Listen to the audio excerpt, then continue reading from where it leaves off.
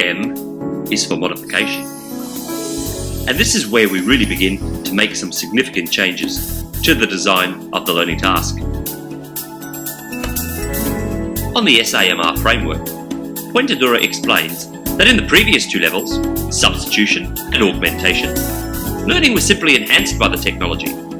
It is at the modification level that learning begins to be transformed.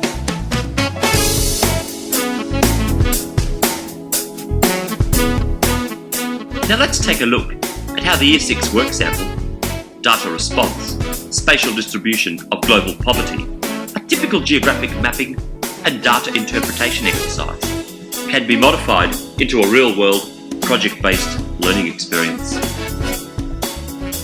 To better represent this radical change, the geographic inquiry has been renamed Eat on Less Than $2 a Day, then Tell the World About It.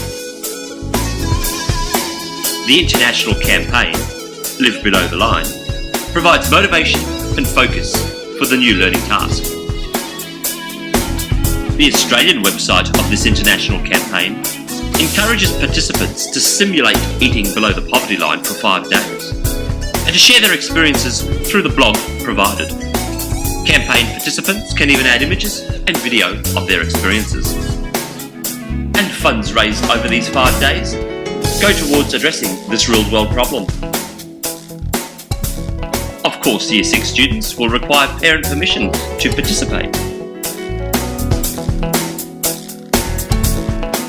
And since this website is open to the public, learning about digital citizenship will represent an important aspect of the student's learning journey. And in the spirit of cyber safety for our young learners, students will not publish to Facebook. They will simply use the campaign's website to find out about others' 5-day journeys and to share as a whole class our experiences with raising funds whilst we eat on less than $2 a day. KidBlog, on the other hand, provides a safer online environment for students to blog about their personal journeys as they experience what it's like to eat in the country they've chosen to study, where more than 80% of the population lives in poverty. Here, students are invited to blog about the challenges and the successes they experience. They can provide video and image to help tell their story. As students continue to learn about the spatial distribution of global poverty, from the original data interpretation and mapping activity, they now use blog entries to promote information and share resources they find. Students also blog to ask questions and elicit feedback from peers related to this learning.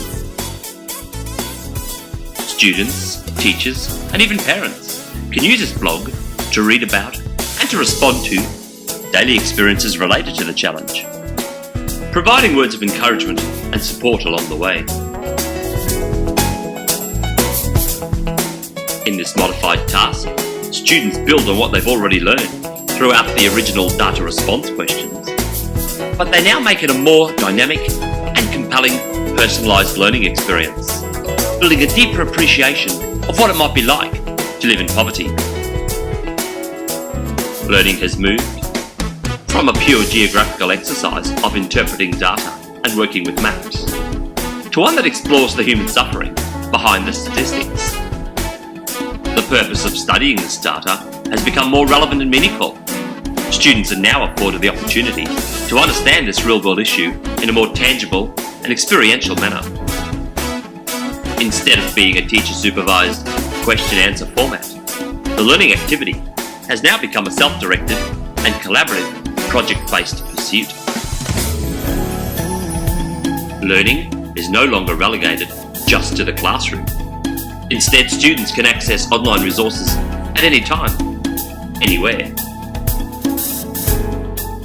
The Eat on Less Than $2 a Day challenge is more cognitively and emotionally stimulating. By the sheer nature of the modified learning task, students are more likely to explore affective, cultural, and even ethical considerations of global poverty. As the students raise funds, as well as raise awareness about this real-world issue, they're well on their way to becoming active and informed citizens. With the modifications made to learning, students have the opportunity to demonstrate even more aspects of the achievement standard. They may begin to develop their own geographical questions to frame their inquiry. And they also present their ideas and findings using appropriate terminology and graphic representations throughout their blogging. Now come with me to the next stage of SAMR,